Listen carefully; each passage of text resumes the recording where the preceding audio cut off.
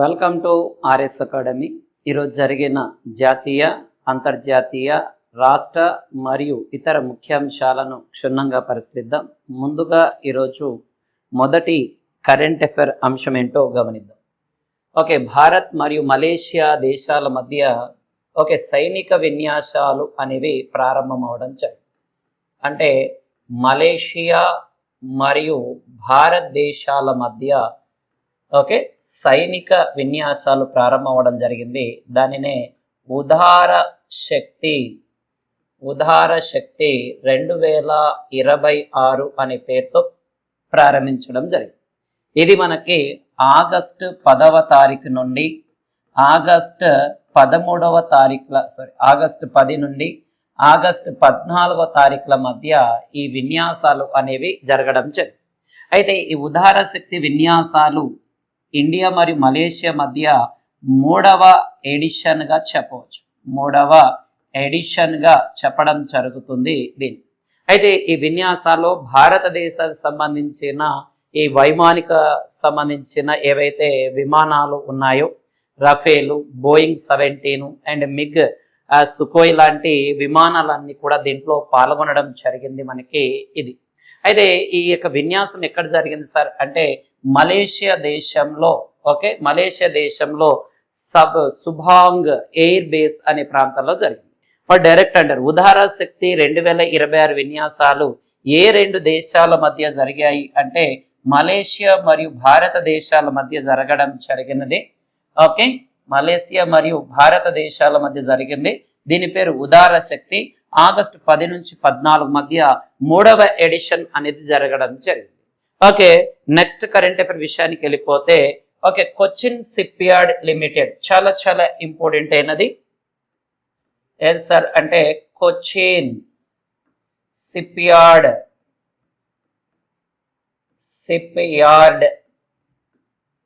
Limited. ఏదైతే Cochin ship yard limited ఉంటుందో ఈ Cochin ship yard limited MS Mariya అనే నౌకను ఎవరికి అప్పజెప్పడం జరిగింది అంటే జర్మనీ అనే దేశానికి అప్పజెప్పడం జరిగింది. డైరెక్ట్ క్వశ్చన్ అడుగుతుంది. కొచ్చిన్ షిప్ యార్డ్ లిమిటెడ్ ఇటీవల ఏ నౌకను జర్మనీకి అప్పజెప్పింది అంటే ఎంఎస్ మరియాను అప్పగించడం జరుగుతుంది. ముఖ్యంగా సరుకు రవాణా అండ్ దానికి సంబంధించిన ఏవైతే భారీ సరుకులు అండ్ ఈ కంటైనర్లు వాటికి సంబంధించి కలప అవన్నీ కూడా రవాణా చేయడం జరుగుతుంది. దీని మధ్య మనకి Cochin ship yard MS Mariya అనే దాన్ని జర్మనీ అనే దేశానికి దీన్ని డెలివరీ చేయడం జరిగింది. దాంతో పాటు నెక్స్ట్ మనకి రేపు ఆగస్టు 15 దినోత్సవ సందర్భంగా ఈ యొక్క ఆర్ఎస్ అకాడమీలో ఈ యొక్క ఎస్ఐ కానిస్టేబుల్ సంబంధించిన ప్రత్యేక బ్యాచ్ ని ప్రారంభించడం జరుగుతుంది. ఎవరైతే ఆగస్టు 15, 16, 17 ఈ 3 రోజుల్లో ఈ యొక్క ఎవరైతే ఈ డెమోకి అండ్ దానికి సంబంధించిన క్లాసులకు అటెండ్ అవుతారో వాళ్ళకి 50% రాయితీ కూడా ఇవ్వడం జరుగుతుంది. అండ్ దాంతోపాటు ఆంధ్రప్రదేశ్లో పోలీస్ కానిస్టేబుల్ యొక్క నోటిఫికేషన్ అనేది మనకి త్వరలో రాబోవడం జరుగుతుంది. దానితో పాటు పోలీస్ కానిస్టేబుల్ పోస్టులు కూడా పెంచడానికి చేస్తున్నారు అనే వార్తలు కూడా వినిపించడం జరుగుతుంది.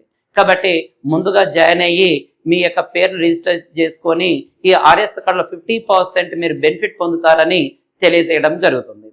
నెక్స్ట్ కరెంట్ అఫైర్ ఏంటి సార్ అంటే మనకి డెహ్రాడూన్ సంబంధించిన ఆర్డినెన్స్ ఫ్యాక్టరీ.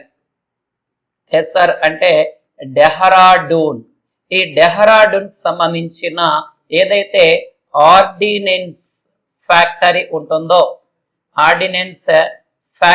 ఉంటుందో ఇది పౌర వినియోగం కోసం, సివిల్ యూసెస్ కోసం, పౌర వినియోగం కోసం స్వదేశీ పరిజ్ఞానంతో గరుడ అంటే గరుడ హై రిజల్యూషన్ బైనాక్యులర్ ని తయారు చేయడం జరిగింది. ఇది ఇండియా ఆప్టికల్ లో భాగంగా విడుదల చేశారు. డైరెక్ట్ అంటారు పౌర వినియోగం కోసం డెహ్రాడూన్ సంబంధించిన ఆర్డినెన్స్ ఫ్యాక్టరీ ఇటీవల దాన్ని విడుదల చేయడం జరిగిందంటే గరుడ హై రెజల్యూషన్ బైనాక్యులర్ ని విడుదల చేయడం జరిగినది ఇది. ఓకే, చాలా చాలా ఇంపార్టెంట్ అయినది ఇది. స్వదేశీ పరిజ్ఞానంతో దీన్ని తయారు చేయడం జరిగినది. దానితో పాటు ఆత్మ నిర్భర్ భారత్ మేక్ ఇన్ ఇండియాలో భాగంగా ఈ ఏదైతే గరుడ హై రెజ్యులేషన్ బైనక్యులర్ ను ఈ డెహ్రాడూన్ సంబంధించిన ఆర్డినెంట్ ఫ్యాక్టరీ వాళ్ళు తయారు చేయడం జరిగినట్లుగా మనకి కరెంట్ అఫైర్ లో రావడం జరిగింది. ఓకే, నెక్స్ట్ కరెంట్ అఫైర్ విషయానికి వెళ్ళిపోతే మనకి ఈ యొక్క అమిత్ షా, ఓకే, భారత హోంశాఖ మంత్రి అయిన అమిత్ షా గారు హోంశాఖ మంత్రి అయిన అమిత్ షా గారు ఈ యొక్క గుజరాత్ లోని గాంధీనగర్ ప్రాంతంలో గ్రంథాలయాలను అనుసంధానించడం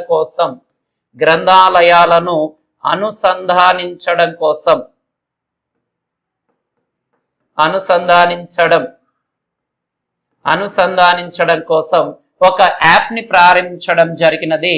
దాని పేరే గ్రామీణ జ్ఞాన సేతు అనే యాప్ ను ప్రారంభించడం జరిగింది. చాలా చాలా ఇంపార్టెంట్ అయినది. ఇటీవల కేంద్ర హోం మంత్రిత్వ శాఖ మంత్రి అయిన అమిత్ షా గారు ఈ గాంధీనగర్ లో భారతదేశంలో ఉన్న గ్రంథాలయాలు ఏవైతే ఉంటాయో ఆ గ్రంథాలయాలన్నింటినీ కూడా అనుసంధానించడం కోసం తయారు చేసిన యాప్ ఏంటి సార్ అంటే గ్రామీణ జ్ఞాన సేతు అనేది. దీని ద్వారా గ్రామీణ ప్రాంతంలో ఉన్న విద్యార్థులకు వారికి అందుబాటులో పుస్తకాలను ఉంచాలనే ఉద్దేశంతో ఈ అమిత్ షా గారు గాంధీనగర్ ప్రాంతంలో గ్రంథాలయాల అనుసంధానం కోసం గ్రామీణ జ్ఞాన సేతు యాప్ ద్వారా ఇచ్చేయడం జరుగుతుంది. దాదాపుగా 752 పైగా గ్రంథాలయాన్ని ఇప్పటికీ అనుసంధానించడం జరుగుతుంది. దీని యొక్క ముఖ్య ఉద్దేశం ఏంటి సార్ అంటే గ్రామీణ ప్రాంతంలో ఉండే విద్యార్థులు చదువుకోవడం కోసం అండ్ ఎక్కడైతే మనకు విద్యార్థులు ఈ యాప్ ద్వారా వారి యొక్క జ్ఞాన బోధన అండ్ నాలెడ్జ్ ని ఇంప్రూవ్ చేయడం కోసం ఏదైతే ఈ గ్రామీణ జ్ఞాన సేతు యాప్ ను మన అమిత్ షా గారు ప్రారంభించడం జరిగినది. ఓకే, నెక్స్ట్ కరెంట్ అఫైర్ విషయానికి వెళ్ళిపోతే మనకి స్కై రూట్ ఏరోస్పేస్ సంబంధించిన ఒక కరెంట్ న్యూస్. ఓకే, ఏదైతే మనకి స్కై రూట్ ఉంటుందో స్కై రూట్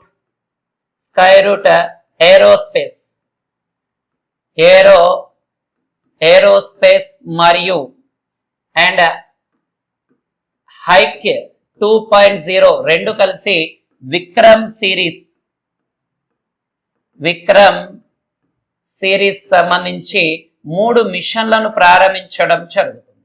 అంటే స్కై రూట్ ఏరోస్పేస్ అండ్ హైక్ 2.0 విక్రమ్ సిరీస్ లో 3 మిషన్లను ప్రారంభించబోతున్నట్లుగా దీనికి సంబంధించి వీటికి మధ్య మొత్తం కూడా 3 ఒప్పందాలు 3 మిషన్లు జరగడం జరిగింది.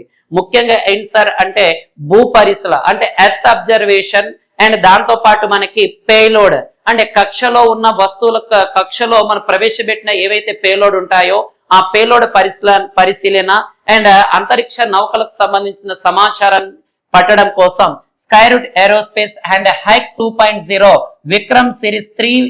విక్రమ్ సిరీస్ సంబంధించిన 3 మిషన్లకు సంబంధించి ఒప్పందం జరగడం జరిగినట్టుగా ప్రకటించడం జరిగింది. ఓకే, నెక్స్ట్ కరెంట్ అఫైర్ విషయానికి వెళ్ళిపోతే కేంద్ర హోం మంత్రిత్వ శాఖ అమిత్ షా గారు ముంబైలో ఒక ప్రాంగణాన్ని ఏర్పాటు చేయడం జరిగింది. కేంద్ర హోం మంత్రిత్వ శాఖ అమిత్ షా గారు మనకి ముంబై ప్రాంతంలో NUCFDC అనే దానికి సంబంధించి ఒక ప్రాంగణాన్ని ఏర్పాటు చేయడం జరిగినది. ఏంటి సార్ అంటే national urban cooperative finance development corporation సంబంధించిన ఒక ప్రాంగణాన్ని ఏర్పాటు చేయడం జరిగినది మనకి ఇది. ఓకే, ఎందుకు సార్ అంటే ముఖ్యంగా ఏదైతే అర్బన్ డెవలప్మెంట్ ఉంటుందో అండ్ దానికి సంబంధించిన ఫైనాన్స్ ఆర్గనైజేషన్ సంబంధించి ఒక కొత్త ప్రాంగణాన్ని అమిత్ షా గారు మనకి ముంబైలో ప్రారంభించడం జరిగింది. ముఖ్యంగా దీన్ని ఏ కార్యక్రమంలో ప్రారంభించారు సార్ అంటే సహకార్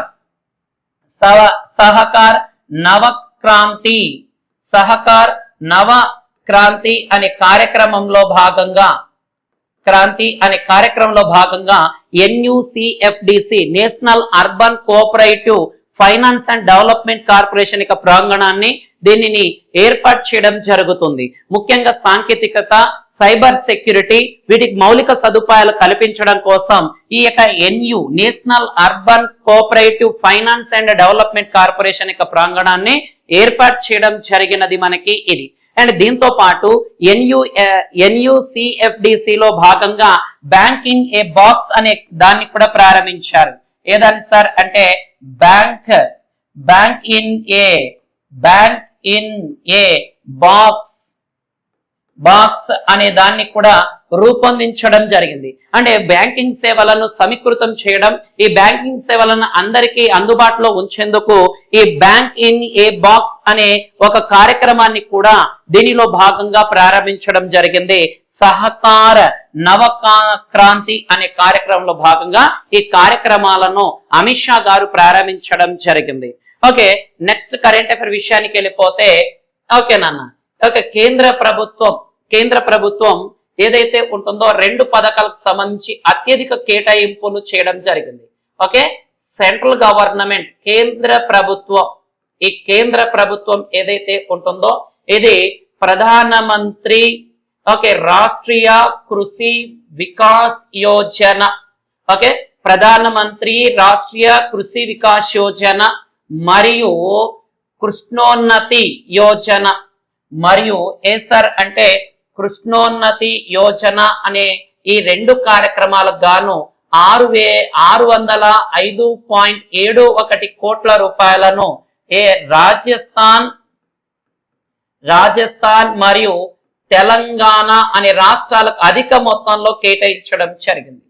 అంటే ప్రధానమంత్రి రాష్ట్రీయ కృషి వికాస్ యోజన అండ్ మరియు ఈ కృషోన్నతి యోజన అనే కార్యక్రమాలు ఏవైతే ఉంటాయో ఈ 2 కార్యక్రమాల్లో భాగంగా అంటే రైతులను లబ్ధి చేకూర్చాలనే ఉద్దేశంతో ఈ 2 కార్యక్రమాల కోసం ఎక్కువ నిధులను రాజస్థాన్ రాష్ట్రానికి మరియు తెలంగాణ రాష్ట్రానికి అధిక మొత్తంలో కేటాయించడం జరిగినది. ఇది అంటే రైతులకు సంబంధించిన గుర్తింపు కార్డులను ఇవ్వడం, ఎరువుల పంపిణీ, మౌలిక సదుపాయాలు కల్పించడం అండ్ నూనె గింజలు మరియు పప్పు ధాన్యాలలో కొత్త రకం విత్తనాలను ప్రవేశపెట్టి విప్లవంగా తీసుకురావడం లాంటి కార్యక్రమాలను దీన్ని ఇచ్చేయడం జరుగుతుంది మనకి. ఇది అంటే వ్యవసాయ ఉత్పత్తి, వ్యవసాయ అభివృద్ధి, ఆ భద్రతను కల్పించడం కోసం ఈ కార్యక్రమాన్ని ఇచ్చేశారు. అయితే ఈ కార్యక్రమంలో భాగంగా అత్యధిక మొత్తంలో నిధులను రాజస్థాన్ మరియు తెలంగాణ రాష్ట్రాలు కేటాయించడం జరిగినది. ఓకే, నెక్స్ట్ కరెంట్ అఫైర్ విషయానికి వెళ్ళిపోతే విదేశీ విరాళాల నియంత్రణ సవరణ బిల్లు 2026కు సంబంధించి ఒక కమిటీని ఏర్పాటు చేయడం జరిగింది. సార్ అంటే విదేశీ విరాళాల నియంత్రణ సవరణ బిల్లు. ఈ సవరణ బిల్లు 2026కు సంబంధించి మొత్తం 31 మంది సభ్యులతో కలిసి కమిటీని ఏర్పాటు చేయడం జరిగింది. అంటే ఏదైతే విదేశీ నుంచి విరాళాలు వస్తూ ఉంటాయో ఆ విరాళాలు పారదర్శకంగా ఉన్నాయా, లేదంటే ఏవైనా అవకతవకలు ఉన్నాయా, వాటికి సంబంధించి చర్చించడం కోసం, వాటిని ఇచ్చేయడం కోసం కేంద్ర ప్రభుత్వం లేదా పార్లమెంట్ ఈ 31 మంది సభ్యులతో కలిసిన కమిటీని వేయడం జరిగింది. దీంట్లో లోక్సభ స్పీకర్ 21 మందితో కలిసి నామినేట్ చేయడము అండ్ రాజ్యసభ చైర్మన్ మిగిలిన 10 మంది సభ్యులను నామినేట్ చేయడం జరిగింది. అంటే లోక్సభ నుంచి 21 మంది, రాజ్యసభ నుంచి 10 మందితో కలిసిన 31 మంది జాయింట్ కమిటీని విదేశీ విరాళాల స్వీకరణ పైన దానికి సంబంధించిన నియంత్రణ పైన ఒక కమిటీ వేయడం జరిగింది. అంటే ఈ యొక్క విదేశీ విరాళాల పైన పర్యవేక్షణ, దుర్వినియోగం అండ్ జాతీయ భద్రత, పారదర్శకతకు సంబంధించి దీన్ని చర్చించడం కోసం ఈ కమిటీని వేయడం జరిగినది. ఈ యొక్క లోక్సభ మరియు రాజ్యసభ. దాంతో పాటు మన దీంతో పాటు ఈ యొక్క పార్లమెంట్ లో ఒక బిల్లు కూడా ప్రవేశపెట్టడం జరిగింది. ప్రెసెంట్ కేరళ రాష్ట్రం అని పిలువబడుతున్న పేరును కేరళం మార్చాలని ప్రతిపాదిస్తూ కేరళ సంబంధించిన లోక్సభలో కూడా ఈ బిల్లును ప్రవేశపెట్టడం జరిగినది.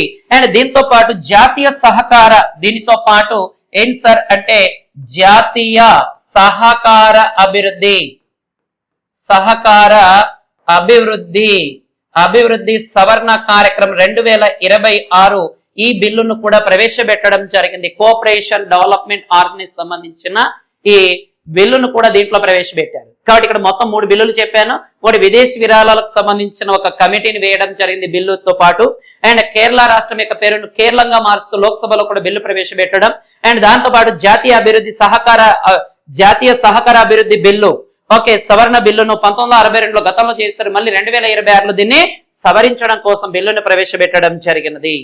ఓకే, నెక్స్ట్ కరెంట్ న్యూస్ విషయానికి వెళితే ఆర్థిక శాఖ మంత్రి, భారత ఆర్థిక శాఖ మంత్రి అయిన నిర్మలా సీతారామన్ గారు,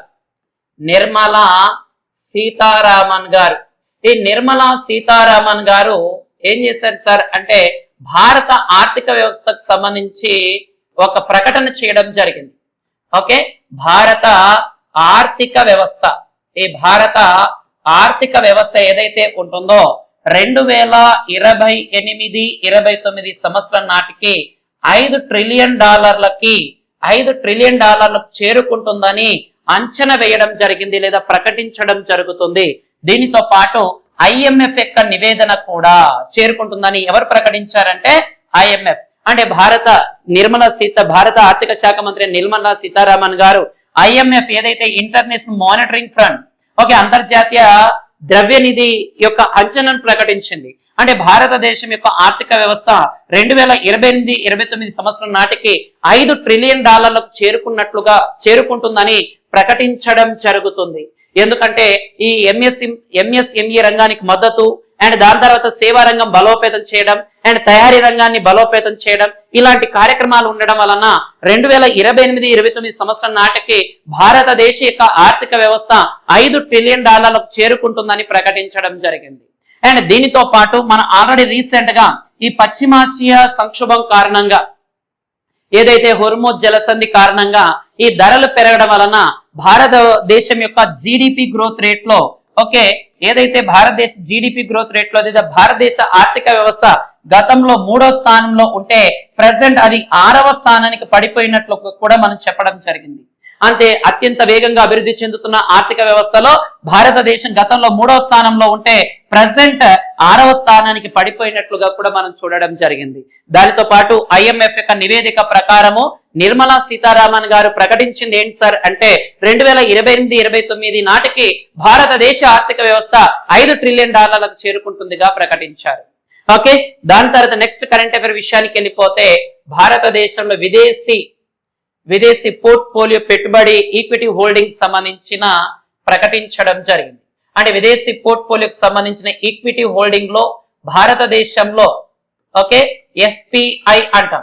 ఈ FPI లో భారతదేశంలో ఎక్కువగా పెట్టుబడి పెడుతున్న దేశాలలో మొదటి స్థానంలో అమెరికా అనేది ఉండడం జరుగుతుంది FPI లో. అండ్ రెండవ స్థానంలో సింగపూర్, మూడవ స్థానంలో నార్వే, 4వ స్థానంలో మారిషస్ అనేది ఉండడం జరుగుతుంది. అంటే FPI ఈక్విటీ హోల్డింగ్ లో భాగంగా భారతదేశంలో అమెరికా మొదటి స్థానంలో ఉంది. గతంలో సింగపూర్ మొదటి స్థానంలో ఉంటే ఈ సింగపూర్ యొక్క స్థానాన్ని అధిగమించి అమెరికా మొదటి స్థానానికి రావడం జరిగినది. ఓకే, ఇది మనకి భారతదేశంలో FPI హోల్డింగ్ లో భాగంగా మనకి ఇది ప్రకటించడం జరిగింది. ఓకే, ఇది ఈరోజు జరిగిన కరెంట్ న్యూస్.